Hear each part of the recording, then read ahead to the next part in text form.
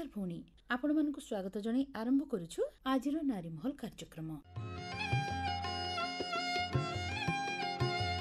भौणी आम ओडिसा रे बहु पर्व पर्वाणी ओषा व्रत प्रचलित।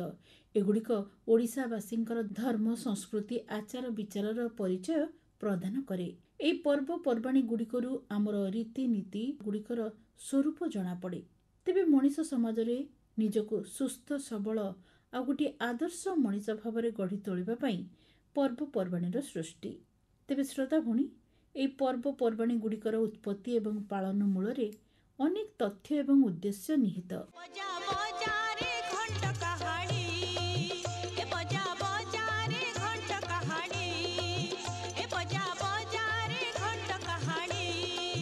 बैशाख मास शुक्ल पक्ष तृतीया तिथि पवित्र अक्षय तृतीया नाम नामित।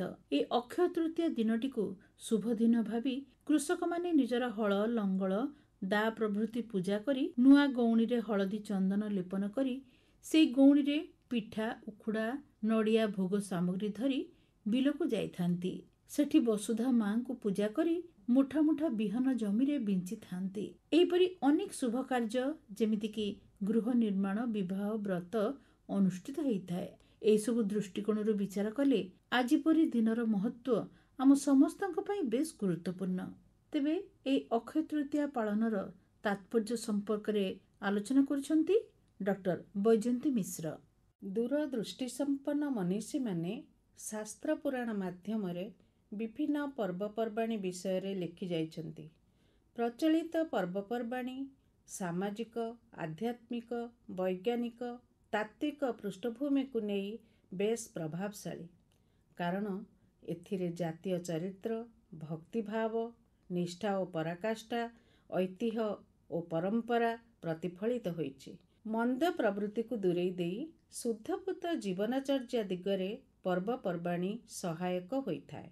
धार्मिक चिंताधारा संपन्न मनोभाव ही सुस्थ सुंदर समाज गठनर अंतस्वर। ओडिशा रे बैशाख मास ठारू चैत्र मास पर्यंत 12 मास बोली कुहा जाइथाय। तेणु 12 मासरे 13 पर्व पालन हुए आम ओडिशा रे। बैशाख मास शुक्ल पक्ष तृतीया तिथि पवित्र अक्षय तृतीया नाम रे नामित। सनातन धर्म रे एहा एक वैशिष्ट्यपूर्ण दिन जहार केबे क्षय नाही ताहा ही अक्षय। जुग पर जुग अवश्यंभावी। शास्त्र मतानुसार त्रेतया युगर आरंभ होइतिला बैशाख मास शुक्ल पक्ष तृतीया तिथि रे। अक्षय तृतीयार महत्व स्कंद पुराण पद्म पुराण भविष्य पुराण आदि रे परिलक्षित होइछि। माँ अन्नपूर्णांकर जन्म एही तिथि रे होइतिला। जनक नंदिनी सीतांकर आविर्भाव वसुधा कोलरू एही तिथि रे होइतिला। एतद् व्यतीत ब्रह्मांकर पुत्र अक्षय कुमारंकर जन्म प्रभु परशुरामकर जन्म मध्य अक्षय तृतीया रे। केवल सेतिकी नुहे भगीरथ तपस्या करी माँ गंगा को एही दिन अवतरण कराइथिले।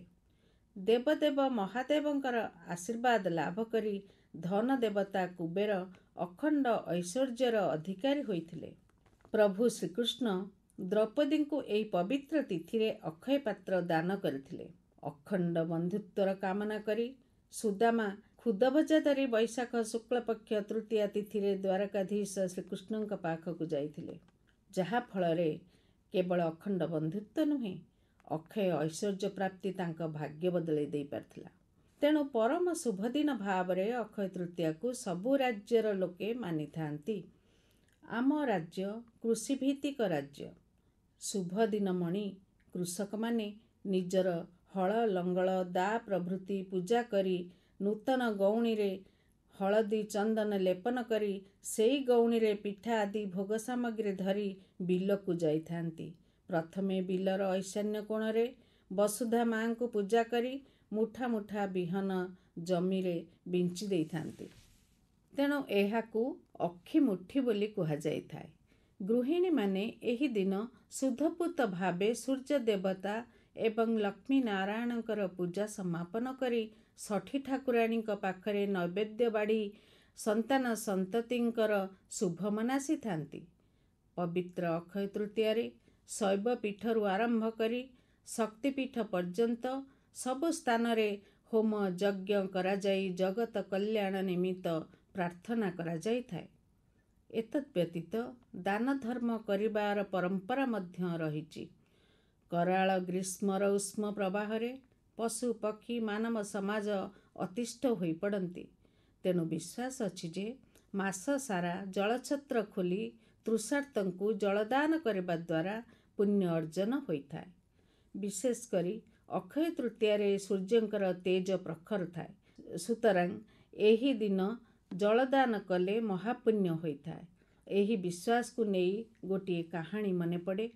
ଜଣେ ଧନୀ ବ୍ୟକ୍ତି ନିଜର ମଧ୍ୟାହ୍ନ ଭୋଜନ ସାରି ବିଶ୍ରାମ କରିବା ପାଇଁ ଯାଉଥିଲେ। ସେହି ସମୟରେ ତୃଷାର୍ତ୍ତ ଭିକାରୀଟିଏ ତାଙ୍କ ଦ୍ୱାର ପାଖରେ ପହଞ୍ଚି ବିକଳ ହୋଇ ପାଣି ମୁନ୍ଦେ ପିଇବାକୁ ମାଗୁଥିଲା। ଧନୀ ବ୍ୟକ୍ତି ନିଷ୍ଠୁର ହୃଦୟର ଥିଲେ। ସେ ତାକୁ ଗାଳି ଦେଇ ସେଠାରୁ ଚାଲିଯିବାକୁ ନିର୍ଦ୍ଦେଶ ଦେଇ ନିଜ ବିଶ୍ରାମ ଗୃହକୁ ଚାଲି ଯାଇଥିଲେ। ତୃଷାର୍ତ୍ତ ଭିକାରୀଟି ଫେରିଯିବା ସମୟରେ ଧନୀ ବ୍ୟକ୍ତିଙ୍କ ପତ୍ନୀ ପଛରୁ ଡାକିଥିଲେ। ଭିକାରୀଟି ଦ୍ୱାର ମୁହଁରେ ଠିଆ ହେଲା। ତୁରନ୍ତ ତାକୁ ଖାଦ୍ୟ ପାନୀୟ ମାଧ୍ୟମରେ ଆପ୍ୟାୟିତ କରି କିଛି ଅର୍ଥ ଦେଇଥିଲେ। ସେଦିନ ଥିଲା ଅକ୍ଷୟ ତୃତୀୟା। କିଛି ବର୍ଷ ପରେ ଧନୀ ବ୍ୟକ୍ତିଙ୍କର ମୃତ୍ୟୁ ହୋଇଥିଲା। ସେ ଯମଦରବାରକୁ ଗଲେ। ବିଭିନ୍ନ ପ୍ରକାର ଯମଯନ୍ତ୍ରଣା ଭୋଗ କଲେ। ଶୋଷରେ ଛଟପଟ ହେଲେ ମଧ୍ୟ ଯମଦୂତମାନେ ତାଙ୍କୁ ପାଣି ମୁନ୍ଦେ ପିଇବାକୁ ଦେଲେ ନାହିଁ। ବରଂ ପୂର୍ବକୃତ ପାପକୁ ମନେ ପକାଇ ଧିକ୍କାର କରୁଥିଲେ। ଶୋଷରେ ଅଧିକରୁ ଅଧିକ କଷ୍ଟ ପାଇବା ସମୟରେ ଯମରାଜା ନିଜେ ପାଣି ଆଣି ସେହି ବ୍ୟକ୍ତିଙ୍କୁ ଦେଇଥିଲେ। ଯମଦୂତମାନେ ପାପର ସମୀକ୍ଷା କରି ଯମରାଜାଙ୍କୁ ପ୍ରଶ୍ନ ପଚାରିଲେ। ଯମରାଜା ଉତ୍ତରରେ କହିଥିଲେ, ତୃଷାର୍ତ୍ତ ଭିକାରୀଟି ହତାଶ ହୋଇ ଫେରିଯିବା ବେଳେ ଏହି ବ୍ୟକ୍ତିଙ୍କ ପତ୍ନୀ ଖାଦ୍ୟ ଓ ଜଳ ଦାନ କରି ତାକୁ ତୃପ୍ତ କରିଥିଲେ। ତେଣୁ ପତ୍ନୀଙ୍କର ଧର୍ମ ଫଳ ପାଇଁ ଏ ବ୍ୟକ୍ତି ଆଜିଠାରୁ ନର୍କ ଯନ୍ତ୍ରଣାରୁ ମୁକ୍ତ ହେଲା। ତା ପାପର ଫଳ ସେ ଭୋଗି ସାରିଲାଣି। ଜୈନ ଧର୍ମରେ ମଧ୍ୟ ଅକ୍ଷୟ ତୃତୀୟାରେ ଖାଦ୍ୟ ଜଳ ଦାନ କରିବାର ପରମ୍ପରା ରହିଛି। ଜୈନ ଧର୍ମର ସାଧୁ ଋଷଭାନାଥ ଗୋଟିଏ ଅକ୍ଷୟ ତୃତୀୟାରୁ ଅନ୍ୟ ଅକ୍ଷୟ ତୃତୀୟା ପର୍ଯ୍ୟନ୍ତ ଅର୍ଥାତ୍ ଦୀର୍ଘ ଗୋଟିଏ ବର୍ଷ ଧରି ଆଖୁରସ ପାନ କରି ବ୍ରତବିଧି ପାଳନ କରିଥିଲେ। ଯାହାର ନାମ ଥିଲା ବର୍ଷିତପ ଏବଂ ସେ ଆତ୍ମତତ୍ତ୍ୱ ଲାଭ କରି ସିଦ୍ଧ ସାଧକ ହୋଇପାରିଥିଲେ। ଅକ୍ଷୟ ତୃତୀୟା ଦିନ ଜୈନ ଧର୍ମୀମାନେ ଆଖୁରସ ପାନ କରି ଏହି ବ୍ରତ ପାଳନ କରିଥାନ୍ତି। ମହାରାଷ୍ଟ୍ରରେ ମଧ୍ୟ ଅକ୍ଷୟ ତୃତୀୟାରେ ଧନ ଦେବତା କୁବେରଙ୍କର ପୂଜା କରାଯାଇଥାଏ। ରାଜସ୍ଥାନର ଲୋକମାନେ ଏହି ଦିନଟିକୁ ଅକ୍ଷୟ ତେଜ ନାମରେ ପାଳନ କରିଥାନ୍ତି। ବଙ୍ଗଳାର ଅଧିବାସୀ ମାନେ ଏହି ଦିନଟି ଶକ୍ତିପୀଠରେ ପୂଜା ଆରାଧନା କରି ନୂତନ ବସ୍ତ୍ର ଏବଂ ଗହଣା କିଣି ଆନନ୍ଦ ଉଲ୍ଲାସରେ ଅକ୍ଷୟ ତୃତୀୟା ପର୍ବ ପାଳନ କରିଥାନ୍ତି। ଆମ ଆରାଧ୍ୟ ଦେବତା ଜଗନ୍ନାଥଙ୍କର ବିଭିନ୍ନ ରୀତି ନୀତି ଯଥା ସମୟରେ ଯଥା ଦିନରେ ପାଳିତ ହୁଏ। ଅକ୍ଷୟ ତୃତୀୟା ସର୍ବଶୁଭ ତିଥି ହୋଇଥିବାରୁ ରଥଯାତ୍ରା ପାଇଁ ରଥ ନିର୍ମାଣ କାର୍ଯ୍ୟର ଅନୁକୂଳ କରାଯାଇଥାଏ। ବଢ଼େଇ, କୁମ୍ଭାର, ବୁଣାକାର ଏବଂ ସେବାୟତମାନେ ଏକତ୍ରିତ ହୋଇ ପୂଜାର୍ଚ୍ଚନା କରି ରଥକାର୍ଯ୍ୟ ପାଇଁ ଶୁଭାରମ୍ଭ କରିଥାନ୍ତି। ପୂଜାବିଧି ସମ୍ପନ୍ନ ହେବା ପରେ ନନ୍ଦିଘୋଷ, ତାଳଧ୍ୱଜ, ଦେବଦଳନ ତିନି ରଥର ନିର୍ମାଣ କାର୍ଯ୍ୟ ଆରମ୍ଭ ହୋଇଥାଏ। ଏହି ଦିନ ବିଗ୍ରହମାନଙ୍କୁ ଚନ୍ଦନ ଲାଗି କରାଯାଇଥାଏ। ସେବାୟତମାନେ ଚଳନ୍ତି ପ୍ରତିମା ମଦନମୋହନଙ୍କ ସହିତ ଶ୍ରୀଦେବୀ ଓ ଭୂଦେବୀଙ୍କୁ ନରେନ୍ଦ୍ର ପୁଷ୍କରିଣୀକୁ ନେଇଥାନ୍ତି। ଚାପ ଖେଳ ବା ଜଳକେଳି ପାଇଁ ନରେନ୍ଦ୍ର ପୁଷ୍କରିଣୀରେ ବିଗ୍ରହମାନେ ବିଜେ ହୋଇଥାନ୍ତି। 42 ଦିନ ପର୍ଯ୍ୟନ୍ତ ଏହି ସ୍ନାନୋତ୍ସବକୁ ଚନ୍ଦନ ଯାତ୍ରା କୁହାଯାଇଥାଏ। ଶ୍ରୀ ଜଗନ୍ନାଥଙ୍କର ପରମ ଭକ୍ତ ଜୟଦେବ ଅକ୍ଷୟ ତୃତୀୟାରେ ଜନ୍ମଗ୍ରହଣ କରିଥିଲେ। ଏହା ଏକ ଅପୂର୍ବ ସମନ୍ୱୟ। ଜୟଦେବଙ୍କ ରଚିତ ଗୀତଗୋବିନ୍ଦ ସମଗ୍ର ବିଶ୍ୱରେ ଆଦୃତ ଲାଭ କରିଛି। ବଡ଼ସିଂହାର ବେଶରେ ସଜ୍ଜିତ ହେବା ପରେ ଗୀତଗୋବିନ୍ଦର ଲଳିତ ମଧୁର ସ୍ୱର ନ ଶୁଣିଲେ ଜଗତର ନାଥ ଜଗନ୍ନାଥଙ୍କୁ ସୁନିଦ୍ରା ହୁଏ ନାହିଁ ବୋଲି ଭକ୍ତମାନେ ବିଶ୍ୱାସ କରିଥାନ୍ତି।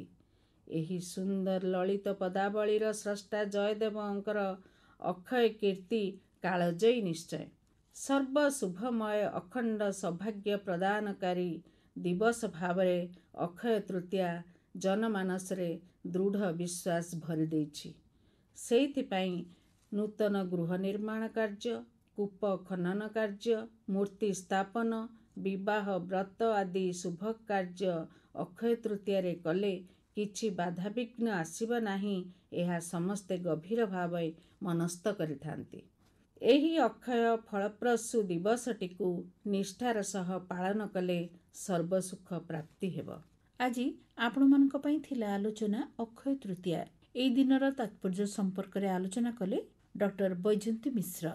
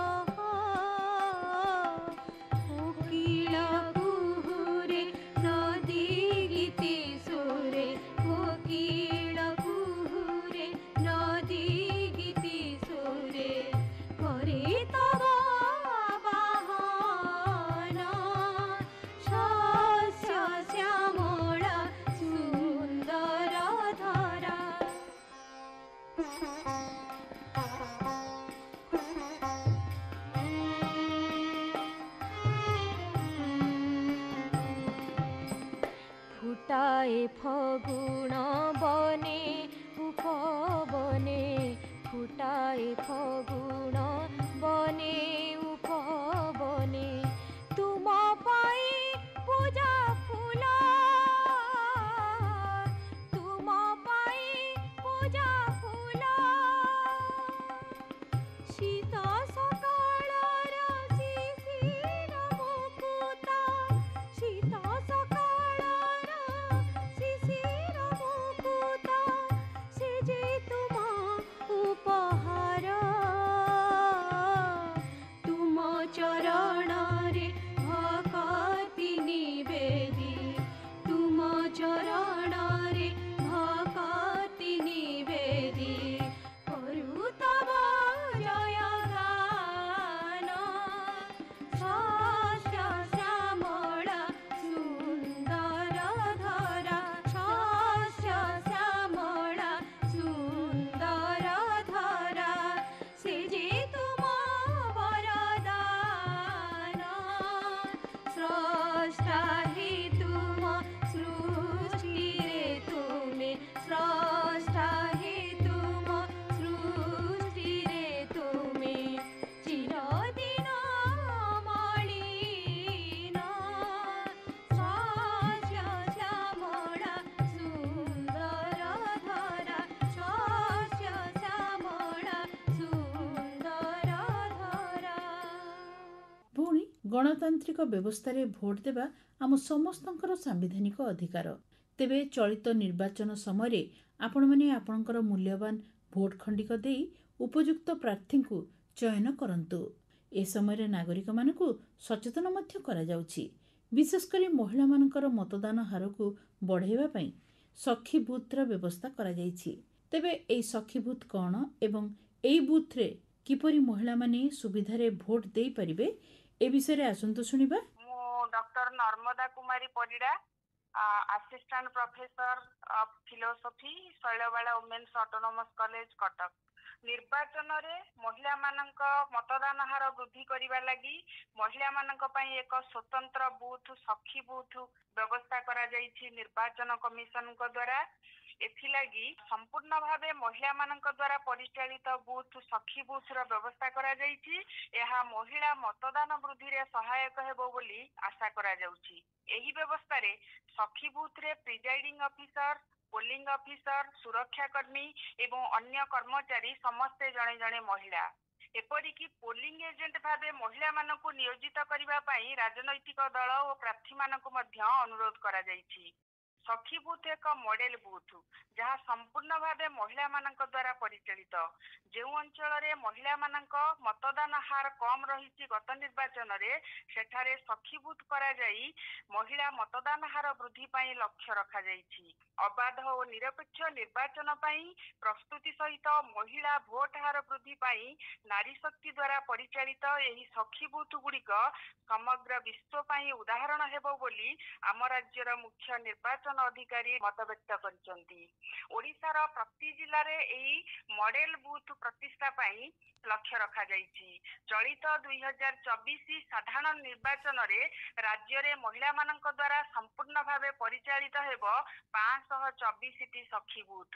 ଏହା ନାରୀ ସଶକ୍ତିକରଣ ପାଇଁ ହେବ ଆଉ ଏକ ପଦକ୍ଷେପ। ଗଣତନ୍ତ୍ରର ମହାପର୍ବ ହେଉଛି ନିର୍ବାଚନ। ପ୍ରତ୍ୟେକ ବ୍ୟକ୍ତିର ଭୋଟ ମୂଲ୍ୟବାନ। ଗଣତନ୍ତ୍ରର ଏହି ମହାପର୍ବରେ ପ୍ରତ୍ୟେକ ବ୍ୟକ୍ତି ସାମିଲ ହୋଇ ନିଜର ନିର୍ଭୀକ ମତଦାନ କରିବା ପ୍ରତ୍ୟେକଙ୍କର ସାମ୍ବିଧାନିକ ଅଧିକାର ତଥା ରାଷ୍ଟ୍ରୀୟ ଦାୟିତ୍ୱ। ଦେଶ ଗଠନ ତଥା ଦେଶ ପ୍ରଗତିରେ ସମସ୍ତଙ୍କର ଭାଗିଦାରିତା ଗଣତନ୍ତ୍ରର ବିଶେଷତ୍ୱ। ଭାରତୀୟ ସଂସ୍କୃତିରେ ନାରୀ ଶକ୍ତିର ଗୁରୁତ୍ୱ ସର୍ବଦା ରହିଆସିଛି। ନିର୍ବାଚନ କମିଶନଙ୍କର ଏହି ଯୁଗାନ୍ତକାରୀ ପଦକ୍ଷେପ ତାର ଉଦାହରଣ ହୋଇପାରିବ ସମଗ୍ର ବିଶ୍ୱ ପାଇଁ। ରାଷ୍ଟ୍ର ଗଠନରେ ନାରୀମାନଙ୍କର ଭୂମିକା ଅନସ୍ୱୀକାର୍ଯ୍ୟ। ଏହା ପ୍ରମାଣ କରୁଛି ନିର୍ବାଚନ କମିଶନଙ୍କ ସଖୀ ବୁଥ ବ୍ୟବସ୍ଥା। ଶ୍ୟାମଳା ସୁନ୍ଦର ଧରା, ଶସ୍ୟ ଶ୍ୟାମଳା ସୁନ୍ଦର ଧରା, ସେ ଯେ ତୁମ ବରଦାନ, ସ୍ରଷ୍ଟା হে ତୁମ ସୃଷ୍ଟିରେ ତୁମେ, ସ୍ରଷ୍ଟା হে ତୁମ ସୃଷ୍ଟିରେ ତୁମେ, ଚିରଦିନ ଅମଳିନ, ଶସ୍ୟ ଶ୍ୟାମଳା ସୁନ୍ଦର ଧରା। ଆମର ଅନେକ ଭଉଣୀ ଅଛନ୍ତି ଯେଉଁମାନେ କି ସମୟ ପାଇଲେ ବିଭିନ୍ନ କାମରେ ନିଜକୁ ନିୟୋଜିତ କରିଥାନ୍ତି। କିଏ ଭଲ ରୋଷେଇ କରନ୍ତି, କିଏ ସୌପାର୍ଜନକ୍ଷମ ହେଇପାରିଛନ୍ତି, କିଏ ଶିକ୍ଷାଦାନକୁ ଆପଣେଇ ନେଇଛନ୍ତି। ତେଣୁ ଆପଣମାନେ ଯଦି ସମୟ ପାଉଛନ୍ତି, ଘରେ ଯଦି କୌଣସି ଅଦରକାରୀ ଜିନିଷ ପଡ଼ି ରହିଛି, ତାକୁ ନେଇ ଆପଣ ଘର ସଜେଇବାର ଜିନିଷ ମଧ୍ୟ ପ୍ରସ୍ତୁତ କରିପାରିବେ। ଏଇ ଦେଖନ୍ତୁ ନା, କୌଣସି ଜିନିଷ ପୁରୁଣା ହେଇଗଲେ ଆମେ ତାକୁ ଅଦରକାରୀ ବୋଲି ଭାବିଥାଉ, ଫିଙ୍ଗି ଦଉ, ନହେଲେ ଗଣ୍ଠିଲି ବାନ୍ଧି ରଖିଦଉ। କୌଣସି କାରଣବଶତଃ ଯଦି ସେଇ ଗଣ୍ଠିଲିକୁ ଆମେ ଖୋଲୁ, ସେଇ ସବୁ ଜିନିଷରେ ଭରି ରହିଥାଏ ଛୋଟ ବଡ଼ ଅନେକ ମଧୁର ସ୍ମୃତି। ଧରନ୍ତୁ, ଜରି ଧଡ଼ିଥିବା ଲୁଗା ପୁରୁଣା ହେଇଗଲେ ସେଇ ଧଡ଼ିକୁ ଲୁଗାରୁ ଅଲଗା କରିଦେଇ ଆପଣମାନେ ଘରେ ଯୋଉ ସପ ବ୍ୟବହାର କରୁଛନ୍ତି ତାର ଚାରିଆଡେ ସିଲେଇ କରିଦିଅନ୍ତୁ। ସେଇ ସପଟି ପୁରା ନୂଆ ପରି ଲାଗିବ। ସିଲ୍କ ଶାଢ଼ୀରେ ଆପଣ ପରଦା ମଧ୍ୟ ତିଆରି କରିପାରିବେ। ଶାଢ଼ୀ ମଝିରେ କଣା ହୋଇଗଲେ କିମ୍ବା ପୋକ କାଟିଦେଲେ ସେଇ ଅଂଶକୁ କାଟି ଅଲଗା କରିଦିଅନ୍ତୁ। ସେଇ କପଡ଼ାରେ ଆପଣ ରୋଷେଇ କରିବା ସମୟରେ ହାତ ପୋଛାପୋଛି କରିପାରିବେ। ଯଦି କୌଣସି ଶାଢ଼ୀ ବ୍ୟବହାର ଉପଯୋଗୀ ନୁହେଁ, ସେଥିରେ ଆପଣ ଘରର ପା ପୋଛ ମଧ୍ୟ ତିଆରି କରିପାରିବେ। ଏମିତି କେତେଗୁଡ଼ିଏ ଅଦରକାରୀ ଜିନିଷ ଅଛି ଯୋଉଥିରୁ ଆପଣ ଘର ତିଆରି ଅନେକ ଜିନିଷ ପ୍ରସ୍ତୁତ କରିପାରିବେ। ଚରଣ କମଳେ ରହୁ ମନ ମୋର, ଏତିକି ମୁଁ ଆଶା କରେ। ପଞ୍ଚାକ୍ଷର ନାମ ଜପେ ଦିନ ରାତି, ଦେଖା ଦିଅ ପ୍ରଭୁ ଥରେ।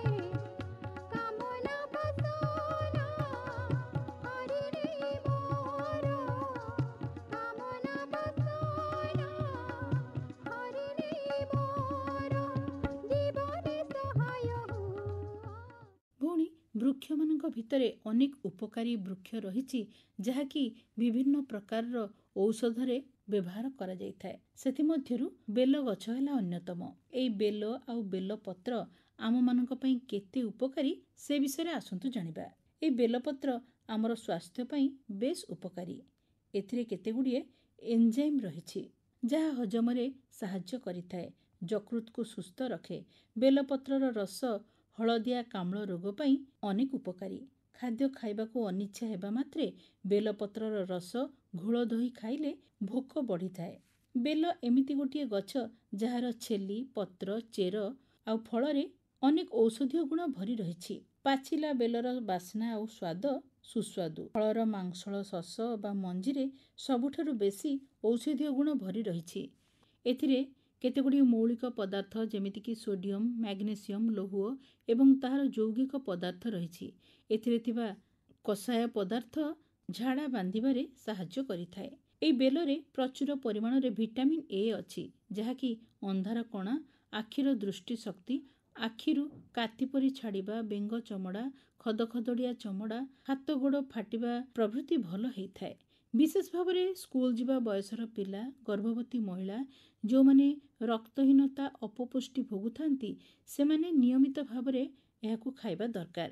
ଏଥିରେ ଥିବା ଭିଟାମିନ୍ ବି ଓ ସି ସ୍ନାୟୁ ସତେଜ ରଖେ, ଦୁର୍ବଳତା କମାଏ ଏବଂ ରୋଗ ପ୍ରତିରୋଧକ ଶକ୍ତି ବଢ଼ାଇଥାଏ। ବେଲ ମଞ୍ଜିରେ ଥିବା ତେଲ ଚର୍ମର ବିଭିନ୍ନ ଛଉ ଦାଗ ଦୂର କରିଥାଏ। ପୁଣି ଏହି ବେଲରେ କେହି କେହି ମୁରବ୍ବା, ଜାମ୍, ଜେଲି ତିଆରି କରିଥାନ୍ତି। ଏହାକୁ ବଡ଼ମାନଙ୍କ ଠାରୁ ଆରମ୍ଭ କରି ପିଲାମାନେ ମଧ୍ୟ ରୁଟି ପାଉଁରୁଟିରେ ଖାଇଥାନ୍ତି। ବେଲରେ ତିଆରି ମୁରବ୍ବା ନାଳଝାଡ଼ା, ଅତିସାରର ଅବ୍ୟର୍ଥ ଔଷଧ। ବିଶେଷ ଭାବରେ କଞ୍ଚା ବା ଦରପାକଲା ବେଲ ଉପରେ ମାଟି ବୋଳି ନିଆଁରେ ପୋଡ଼ି ଉପର ଚୋପାକୁ ଛଡ଼େଇ ଦିଅନ୍ତି ଆଉ ଭିତରର ଶସକୁ କାଟି ଖରାରେ ଶୁକାଇ ତାକୁ ଗୁଣ୍ଡ କରି ରଖିଥାନ୍ତି। ଏହି ଗୁଣ୍ଡକୁ ସକାଳେ ଏବଂ ସଞ୍ଜରେ 1 ଚାମଚ କରି ଖାଇଲେ ବଦହଜମି, ପତଳା ଝାଡ଼ା, ଆମାଶୟ, ରକ୍ତ ଆମାଶୟ ଭଲ ହେଇଥାଏ। ଏହି ବେଲପତ୍ର ବହୁମୂତ୍ର ରୋଗୀଙ୍କ ପାଇଁ ମଧ୍ୟ ଅନେକ ଉପକାରୀ। ତେଣୁ ଭଉଣୀ, ଆପଣମାନେ ନିଜ ନିଜ ବାଡ଼ି ବଗିଚାରେ ବେଲ ଗଛଟିଏ ନିଶ୍ଚୟ ଲଗାନ୍ତୁ। ବେଲପତରରେ ସରଧା ତୁମର କେମିତି ତୋଳିବି କୁହ, କେମିତି ତୋଳିବି କୁହ। ପତର ତଳକୁ କଣ୍ଟା ଖୋଦିଅଛ, ମନରେ ଆସୁଛି ଭୟ। ବେଲପତରରେ ସରଧା ତୁମର କେମିତି ତୋଳିବି କୁହ, କେମିତି ତୋଳିବି କୁହ, କେମିତି ତୋଳିବି କୁହ, କେମିତି ତୋଳିବି। ଭଉଣୀ, ଆପଣମାନେ ଅନୁଭବ କରୁଥିବେ ଯେ ଖରାର ପ୍ରକୋପ ଦିନକୁ ଦିନ ବୃଦ୍ଧି ପାଇବାରେ ଲାଗିଛି। ତେଣୁ ଆପଣମାନେ ଟାଣ ଖରାରେ ପଦାକୁ ବାହାରନ୍ତୁ ନାହିଁ। ଖରାରେ କଠିନ ପରିଶ୍ରମ କରନ୍ତୁନି। ଜରୁରୀ କାମରେ ବାହାରକୁ ଯିବାକୁ ହେଲେ କଳା ଚଷମା, ଚପଲ, ମୁଣ୍ଡରେ ଓଦା ଗାମୁଛା ଏବଂ ଛତା ନେଇ ଯାଆନ୍ତୁ। ବାହାରକୁ ଯିବା ସମୟରେ ପାଣି ବୋତଲ ସାଙ୍ଗରେ ନିଅନ୍ତୁ। ହାଲୁକା ଏବଂ ଢିଲା ପୋଷାକ ପରିଧାନ କରନ୍ତୁ। ମାଦକ ଦ୍ରବ୍ୟ ସେବନ କରନ୍ତୁ ନାହିଁ। ଜଳ ଶୁଷ୍କତାରୁ ରକ୍ଷା ପାଇବା ପାଇଁ ଅଧିକ ପାଣି, ORSର ଦ୍ରବଣ, ପଣା, ତୋରାଣୀ, ଘୋଳ ଦହି ଓ ଆଖୁରସ ପିଅନ୍ତୁ ଏବଂ କାକୁଡ଼ି, ତରଭୁଜ ଆଦି ଖାଆନ୍ତୁ। ଅଂଶୁଘାତରେ ଆକ୍ରାନ୍ତ ବ୍ୟକ୍ତିଙ୍କୁ ଯଥାଶୀଘ୍ର ଡାକ୍ତରଖାନାକୁ ନେଇ ଚିକିତ୍ସା କରାନ୍ତୁ। ଗୃହପାଳିତ ପଶୁପକ୍ଷୀମାନଙ୍କୁ ଛାଇରେ ରଖନ୍ତୁ ଏବଂ ପ୍ରଚୁର ପରିମାଣରେ ପାଣି ପିଇବାକୁ ଦିଅନ୍ତୁ। ତେଣୁ ଆପଣମାନେ ଏହି ଖରା ଦିନରେ ଏମିତି କେତୋଟି ଦିଗ ପ୍ରତି ଦୃଷ୍ଟି ଦିଅନ୍ତୁ। ଘରଗିରି ସମଦିନ ଯାଇ ଫୁଲ, ଘରଗିରି ସମଦିନ ଯାଇ ଫୁଲ, ଘରଗିରି ସମଦିନ। ଗୋଳି ଦିଅନ୍ତି ମୁଚୁଆ ଚନ୍ଦନ, ଗୋଳି ଦିଅନ୍ତି ମୁଚୁଆ ଚନ୍ଦନ। କି ଯାଇ ଫୁଲରେ ପରବାସୀ ଗଲା ଧନ, ଯାଇ ଫୁଲ ପରବାସୀ ଗଲା ଧନ।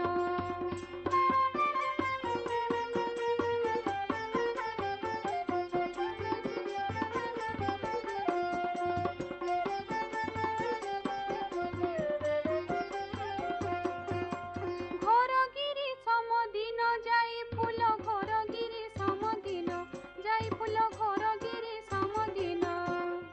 ଗୋଳି ଦିଅନ୍ତି ମୁଚୁଆ ଚନ୍ଦନ, ଗୋଳି ଦିଅନ୍ତି ମୁଚୁଆ ଚନ୍ଦନ। କି ଯାଇ ଫୁଲରେ ପରବାସୀ ଗଲା ଧନ, ଯାଇ ଫୁଲ ପରବାସୀ ଗଲା ଧନ।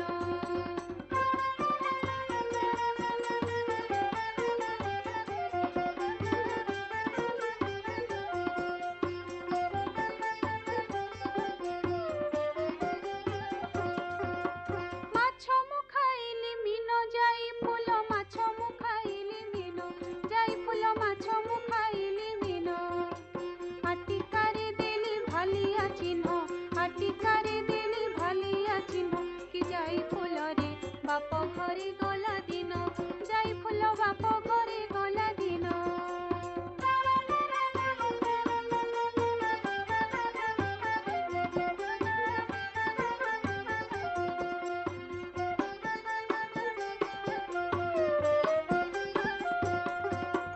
ମାଛ ମୁଁ ଖାଇଲି ମିନ ଯାଇ ଫୁଲ ମାଛ ମୁଁ ଖାଇଲି ମିନ ଯାଇ ଫୁଲ ମାଛ ମୁଁ ଖାଇଲି ମିନ ଆଟିକାରେ ଦେଲି ଭାଲିଆ ଚିହ୍ନ ଆଟିକାରେ ଦେଲି ଭାଲିଆ ଚିହ୍ନ କି ଯାଇ ଫୁଲରେ ବାପ ଘରେ ଗଲା ଦିନ ଯାଇ ଫୁଲ ବାପ ଘରେ ଗଲା ଦିନ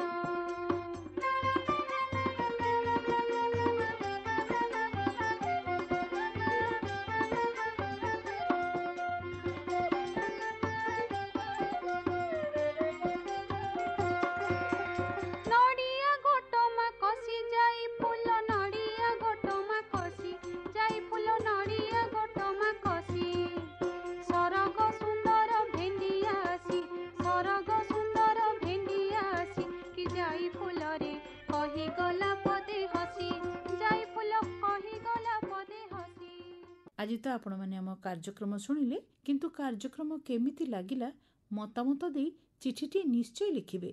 ଆମକୁ ଚିଠି ଲେଖିବାର ଠିକଣା ହେଲା ନାରୀମହଲ ବିଭାଗ ମାର୍ଫତ କେନ୍ଦ୍ର ନିର୍ଦ୍ଦେଶକ ଆକାଶବାଣୀ କଟକ, ପିନକୋଡ୍ ହେଲା 753001। ଆଜିର କାର୍ଯ୍ୟକ୍ରମରୁ ସୁପର୍ଣ୍ଣା ଦତ୍ତଙ୍କୁ ଏଇଠୁ ବିଦାୟ ଦିଅନ୍ତୁ। ନମସ୍କାର।